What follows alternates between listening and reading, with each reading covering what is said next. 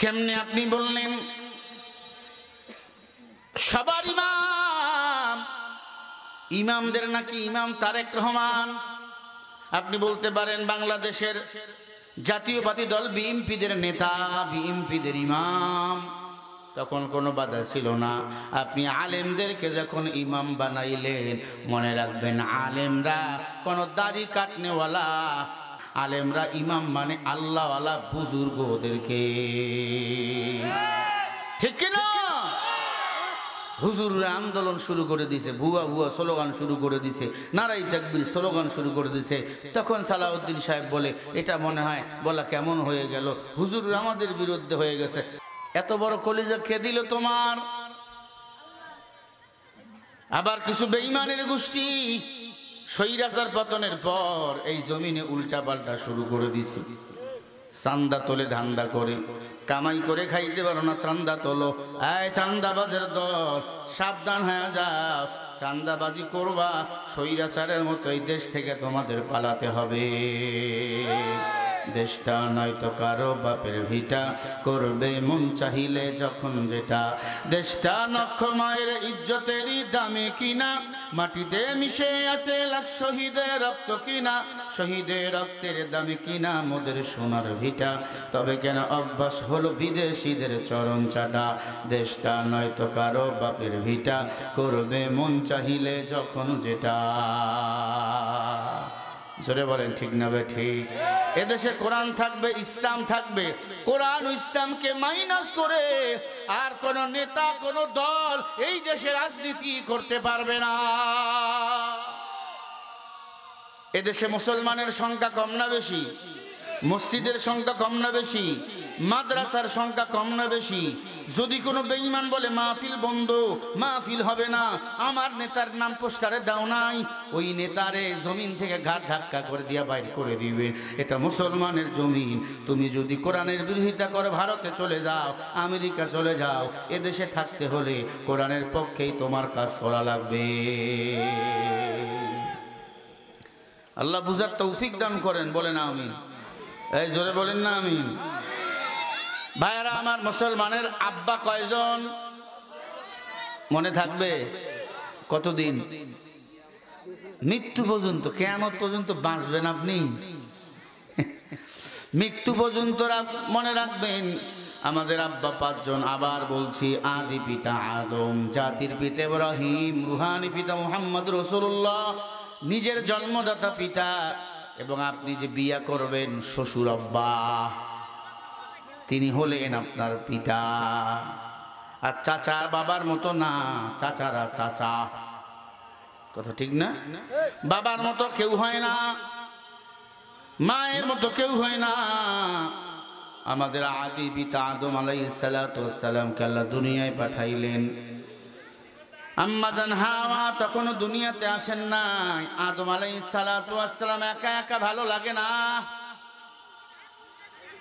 একা একা ভালো লাগে না, ঘুম ধরে না। আল্লাহ তখন বলে, আদম বুঝতে পারছি, ও আদম আমি বুঝতে পারছি তোমার একজন সঙ্গিনীর দরকার।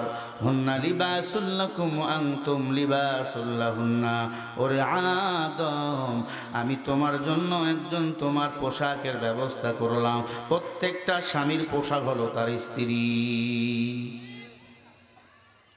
স্ত্রীর পোশাক হলো স্বামী, স্বামী স্ত্রী দুইজন দুইজনের পোশাক। দুইজন দুইজনকে ভালোবাসবেন। স্বামী স্ত্রী যদি ভালোবাসা মিল মোহাব্বত থাকে, আল্লাহর ইবাদত করে যদি মরিয়া যায়, কিয়ামতের ময়দানে আল্লাহ তাদেরকেও জান্নাতে এক ঘরে রাখবে। সুবহানাল্লাহ বলেন। ভাইরা আমার, একটু খেয়াল করে শোনেন। আদম আলাইহিস সালাতু ওয়াস সালাম একা একা কেমন জানি করে ডাক দিয়ে বলে, আল্লাহ একা একা তো ভালো লাগে না। আদম আলাইহিস সালাতু ওয়াস সালাম দেখলেন একজন সুন্দরী নারী দাঁড়িয়ে রয়েছে তার ঘরের কামরায়। আদম নবী দেখে মুস্কি হাসি দিলেন। আদম নবী কথা বলতেছে। আল্লাহ বলে, না, এখন কথা বলা যাবে না, আমি হাওয়ারে বানাইছি, এখন হাওয়ার সাথে তোমার বৈধতা সার্টিফিকেট হয় নাই। আল্লাহ নিষেধ করলেন না। এখন হাওয়া তোমার জন্য বেগানা। আজ আমার স্কুল কলেজ পড়ুয়া ভাই বোন বিয়ের আগেই প্রেম প্রীতির সম্পর্কে জড়ায়, আছে না নাই? হায় হায়, মোবাইলে সেভ করে লেখে আমার গার্লফ্রেন্ড, আমার বয়ফ্রেন্ড। মনে রাখো হে পর্দার আলের মা বোনেরা, ও মা, তোমার মেয়ে যদি কলেজে যাইয়া কোনো ছেলের সাথে গুনাহ করে ফেলে, দেখা করে, যার সাথে দেখা দেওয়া জায়েজ নাই তার সঙ্গে যদি দেখা করে, কথা বলে, সরাসরি কবিরা গুনাহ হয়ে যাবে। আর একটা কবিরা গুনার শাস্তি ৭,০০০ বছর জাহান্নাম। তোমার ওই মেয়ে কবিরা গুনাহ করলে মা বাবাকেও জাহান্নামের আগুনে জ্বলা লাগবে। খুশি হইয়েন না। মেয়ে যদি অন্যায় করে সাজা হবে বাবা মার, বোন যদি অন্যায় করে সাজা হবে ভাইয়ের, স্ত্রী যদি অন্যায় করে সাজা হবে স্বামীর। ও আল্লাহর বান্দারা, ভালো করে কান লাগাইয়া শোনেন।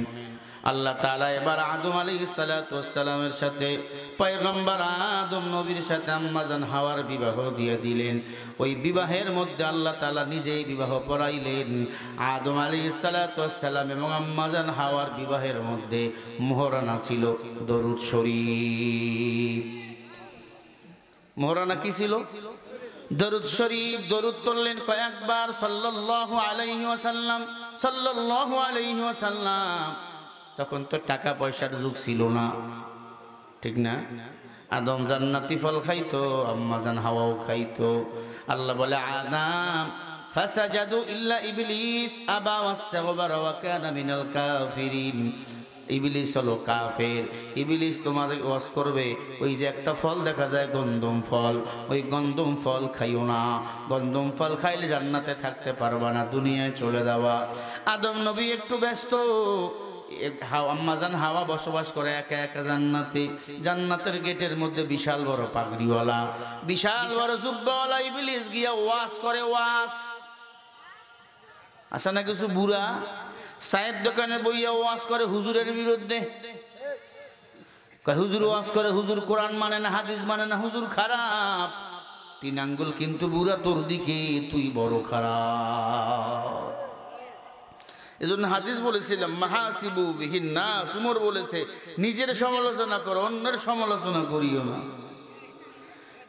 নিজে মরার জন্য তৈয়ার হও। ইবলিস গিয়া ডাক দিয়ে বলে, হাওয়া,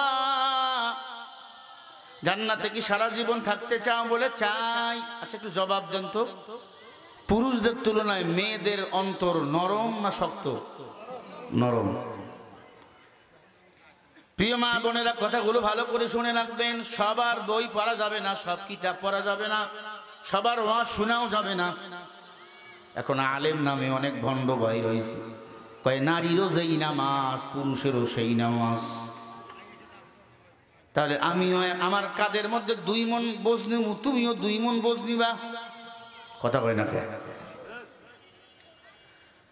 ছেলেরা ঈদের নামাজ পড়বে, ছেলেরা জুমার নামাজ পড়বে, মেয়েরাও কি জুমার নামাজ পড়বে, ঈদের নামাজ পড়বে? কথা কন না কে? হ্যাঁ, হাদিস শরীফে পাওয়া যায় মেয়েরা ঈদগাহের ময়দানে গেছে, তখন মুসলমানের সংখ্যা কম ছিল। ইহুদি খ্রিস্টান কাফের বেঈমানদের সংখ্যা বেশি ছিল। মুসলমানদের আঘাত করতে পারে। আল্লাহ রাসূল বলেছিল খুতবায়, মা আনা আলাইহিন নাস, হে নারীরা, তোমাদের মাসিকও যদি হয়, চাঁদের সমস্যাও যদি হয়, ঈদগাহের ময়দানে আসবা। এখন গো বলেন, যদি কোনো মেয়ের নাপাকি শুরু হয়, তার কি তখন সেজদা দেওয়া হালাল না হারাম? জোরে কোন? তাহলে নবী কেন বললেন সংখ্যায় যেন বেশি দেখা যায়, বেঈমানরা যেন ভয় পায়? যার দেখবেন 7 ভাই, ওর সাথে কেউ মারামারি লাগে না। কথা কয় না? যার ভাইয়ের সংখ্যা বেশি, যার সম্পদের সংখ্যা বেশি, ওর সাথে কেউ মারামারি করতে যায় না। ওর সাথে গেলে পাওয়া যাবে না, ওর লাঠির পাওয়ার বেশি, ওর অর্থের পাওয়ার বেশি। কথা ঠিক কি না? আমি কি বুঝাতে পারতেছি? ও চাচা, বুঝাতে পারতেছি? একটু বুঝবেন কথা বলি। মেয়েরা ঈদগাহের ময়দানে গেল, নবীজি খুতবা বললেন, খুতবা শুনলো। আম্মা জান আয়েশা জিজ্ঞাসা করলো, ইয়া রাসূলুল্লাহ, ঈদের নামাজে তো পুরুষরা নামাজ পড়লাম, আমরা তো পড়লাম না, আমরা খুতবা শুনলাম। আল্লাহর হাবিব বললেন, ও মেয়েরা আয়েশা, আমরা ঈদের নামাজ পড়ে যেই সব পাইলাম, তোমরা খুতবা শুই নাই সেই সব পেয়েছো। সুবহানাল্লাহ বলে। এখন এখানে যুক্তি দিতে পারেন, হুজুর আগে মেয়েরা ঈদগাহ ময়দান গেছে, এখনো যাবে। আগের জামানার এখনকার জামানা কি এক না ভিন্ন? এখন মুসলমানের সংখ্যা কম না বেশি? আমার ঈদগায় যদি কোনো বেঈমান এসে বলে আপনার ঈদগার নামাজ পড়া যাবে না, আল্লাহর কসম ওর জিহ্বাটাকে এই জমিনে তখন আর রাখবে না। এখন যদি কেউ আছে এখন হুজুরি ওয়াজ চলবে না, ওর কানের তার কি থাকবে? একবারে লাগাই দিব না, তুই কি সৈরাচার? ওয়াজে বাহারি তো ফেরাউন, নমরুদ, কারুন, সাদ্দাত, সৈরাচারের দলেরা। এখনো যদি কেউ ওয়াজ মাহফিল চলবে না, হুজুর আমার বিরুদ্ধে কথা কয়, তোর কানটা টেনে ছিঁড়ে ফেলবো। কারণ হুজুর কারো বিরুদ্ধে কথা কয় না, হুজুর কোরআনের কথা কয়। কারণ তুমি কোরআনের বিরুদ্ধে চলো, এই জন্য কোরআনের কথা তোমার গায়ে লেগে যায়। আল্লাহ হেদায়েত দান করেন, বলেন আমিন। এই মিয়া জোরে বলেন না আমিন। আপনারা কি রাগ করেননি? তাকবীর দেন তো, নারে তাকবীর, লিল্লাহি তাকবীর। ভাইরা আমার একটু খেয়াল করে শোনেন, দিলের কান দিয়ে কথাগুলি লাগান।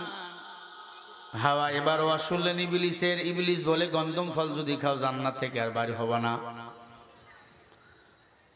আম্মাজান হাওয়া গন্ধম ফল খেয়ে ফেললেন। ইবলিস বলে, খালি তুমি খাইলে হবে না, তোমার স্বামীকেও খাওয়া লাগবে। আদম নবী বাসায় আসলেন, স্বামীকে বুঝাইয়া শুনাইয়া অন্য খানার সাথে গন্ধম ফল খাওয়াইয়া দিলেন। আদম আলাইহিস সালাতু ওয়াস সালাম আম্মাজান হাওয়ার শরীর থেকে সব কাপড় খুলে পড়ে গেল, জান্নাতের পোশাক উলঙ্গ হয়ে গেল, বিবস্ত্র কোনো পোশাক নাই। পয়গম্বর আদম তিনটা পোশাক নিয়ে নিজের ইজ্জত ঢাকাইলেন। আম্মাজান হাওয়া পাঁচটা পাতা নিয়া নিজের ইজ্জত ঢাকাইলেন, ছাত্র ঢাকাইলেন। এজন্য ছেলেরা মারা গেলে 3 কাপড় দেওয়া হয়, মেয়েরা মারা গেলে 5 কাপড় দেওয়া হয়। কথা কি বুঝাতে পারলাম? ভাইরা আমার, আদম নবী চলে গেল শ্রীলঙ্কায়, আম্মাজান হাওয়া চলে গেল জর্ডানে। সৌদি আরবের পরে একটা রাষ্ট্র জর্ডান আমার যাওয়ার সুযোগ হয়েছে। সেখানে 950 বছর আল্লাহর গোলামি করলো, কান্না করলো। আবার সৌদির জমিনে ফিরে আসলো। জাবালে রহমত একটা পাহাড় আছে, জাবালে রহমত। কোন পাহাড়? সেই পাহাড়ে আমি উঠেছি 3.5 কিলোমিটার উঁচু। ওই পাহাড়ে যাইয়া আদম হাওয়া দুইজনে দোয়া করে, রব্বানা যালামনা আনফুসানা ওয়া ইল্লাম তাগফির লানা ওয়া তারহামনা লানাকুনান্না মিনাল খাসিরিন। ও আল্লাহ, আমি জালেম, আমি জুলুম করেছি, আমি গুনাহ করেছি, ক্ষমা করে দাও। আল্লাহ বলে, ও আদম, যারা ভুল করাবার পরে নিজের গুনাহের কথা বুঝতে পারে, আমি আল্লাহর সাথে সাথে তার গুনাহগুলো মাফ করিয়া দেই। আল্লাহ আদম নবীকে মাফ করলেন, আম্মাজান হাওয়াকে আল্লাহ মাফ করে দিলেন। ইন্তেকাল হয়ে গেল, তারা আল্লাহর জান্নাতে রয়েছে, বলেন সুবহানাল্লাহ। আমরা এই দুনিয়াতে কোনো জালেমের কাছে মাথা নত করব না, কোনো জালেমের সাথে মিশব না, তাদের সাথে মিশ্রিত হয়ে গুনাহ করব না, আলেমদের কষ্ট দেব না। আলেমদের যারা কষ্ট দেয় তারা নবীকেই কষ্ট দেয়, ঠিক না ভাই? ঠিক। এই জমিনে আলেমদের যারা কষ্ট দিয়েছে, এই জমিন থেকে তারা পালাতে বাধ্য হয়েছে, ঠিক না ভাই? ঠিক। ও মুসলমান ইমানদার, আলেমদের কাছে দোয়া নেব। আলেমরা হলো নায়েবে নবী, উলামায়ে কেরাম। পারলে একটা সন্তানকে দারুন নাজাত মাদ্রাসায় দিয়া দেব। একটা সন্তান যদি হাফেজ হয়, একটা সন্তান যদি আলেম হয়, এই সন্তান দোয়া করবে, রব্বির হামহুমা কামা রাব্বায়ানি সগীরা। আল্লাহ তাআলা সাথে সাথে আপনার আমার গুনাহগুলো মাফ করে দিবেন। আল্লাহ বলে, ও মুসলমান, একটা সন্তানরে আলেম বানাও, একটা সন্তানরে হাফেজ বানাও। ওই হাফেজে কোরআন, ওই আলিম 10 জন জাহান্নামীকে সুপারিশ করে জান্নাতে নিয়ে যাবে। বলেন সুবহানাল্লাহ। একটা ছেলেরে মাদ্রাসায় দেন, আপনি আপনার সন্তানরে ডক্টর বানান, ইঞ্জিনিয়ার বানান, কবি বানান, সাহিত্যিক বানান, আমার কোনো আপত্তি নাই। কিন্তু একটা সন্তানরে মাদ্রাসায় দেন, আলেম বানান, আল্লাহর কসম সম্মান আপনার বাড়াইয়া দিবেন আমার আল্লাহ। আমরাও তো মায়ের সন্তান, মাদ্রাসায় পড়েছি, হাফেজ হয়েছি, আলেম হয়েছি, এত সম্মান, সারা দুনিয়াতে মানুষ বড় আজকে মোহাব্বত করে বাবা। এজন্য বলি মুসলমান মা, ও মুরব্বী আব্বা, একটা সন্তানরে হাফেজ বানান, আলেম বানান, কিয়ামতের ময়দানে আল্লাহ জান্নাতের মেহমান বানিয়ে দিবে। একজন হাফেজ সাহেব 10 জন জাহান্নামীকে সুপারিশ করে জান্নাতে নিয়ে যাবে। মাদ্রাসায় পড়াতে বেশি টাকা লাগে না, পয়সা লাগে না। তবে এখন সুখবর, মাদ্রাসাগুলোয় শুধু আরবিতে সীমাবদ্ধ নয়, আরবি, বাংলা, ইংরেজি, অঙ্ক সব জায়গায় এখন মাদ্রাসাও শিক্ষা দেওয়া হয়। দারুন নাজাত নুরানি কিন্ডারগার্টেন মাদ্রাসায় আপনাদের ছেলেরে দিবেন, আপনার মেয়েকে দিবেন। কোনটা দোয়া কোন নামাজে, কখন কয়েক রাকাত নামাজ পড়বেন, কখন কোন দোয়া পড়বেন, আরবি, বাংলা, ইংরেজি সব কিছু শিখবে। এই সন্তান যখন বড় হবে, বড় ডক্টর যদি হয়, কবি সাহিত্যিক যদি হয়, আল্লাহর কসম করে বলি মুসলমান, এই সন্তানের দ্বারা ইসলাম আবাদ হবে, নাস্তিক কখনো হবে না। মাদ্রাসায় পড়ান নাই, কলেজে পড়াইছে, তসলিমা নাসরিনের মতো ডক্টর হবে। তসলিমা নাসরিন বলেছিল, আমি তসলিমার প্যাড আমি যেখান থেকে মনে চাই সেখান থেকে বাচ্চা নেব। বড় ডক্টর তসলিমা নাসরিন বলে, যেখান থেকে মনে চায় সেখান থেকে আমি বাচ্চা নেব। আমরা জানি যেখান থেকে মনে চায় সেখান থেকে বাচ্চা নেওয়ার পর কুকুরনির হয়, এটা মানুষের হয় না। তসলিমা বলেন, আমি তসলিমার শরীর যে মনে চায় সে হাত দিবে। জোরে কর নাউজুবিল্লাহ। তসলিমা বলে, আল্লাহ নারীদেরকে বরখা করার আইন দিয়েছে, পর্দা করতে হবে, পর্দা করা ফরজ। আল্লাহ নারীদেরকে পর্দা করার আইন দিয়েছে, আল্লাহ জালেম হয়ে গেছে। জোরে বলেন নাউজুবিল্লাহ। তসলিমা শুধু একটা নয়, হাজার হাজার কথা পর্দার বিরুদ্ধে, ইসলামের বিরুদ্ধে, কোরআনের বিরুদ্ধে বলেছে। এই তসলিমা নাসরিন সেই বরখা পরে বাংলার জমিন ছেড়ে ভারতে বেড়াতে বাধ্য হয়েছে। আজ যারা নিজের সন্তানকে দুনিয়াবি শিক্ষায় শিক্ষিত করো, কওয়া যায় না, বলা যায় না, এটাও তসলিমার মতো নাস্তিক হয়ে মরে যেতে পারে। এজন্য মাদ্রাসায় দিবেন আপনার সন্তানরে, আরবির পাশাপাশি বাংলা পড়বে, বাংলার পাশাপাশি হাদিস পড়বে, হাদিসের পাশাপাশি অঙ্ক, ইংরেজি সব এই মাদ্রাসায় শিক্ষা দেওয়া হয়।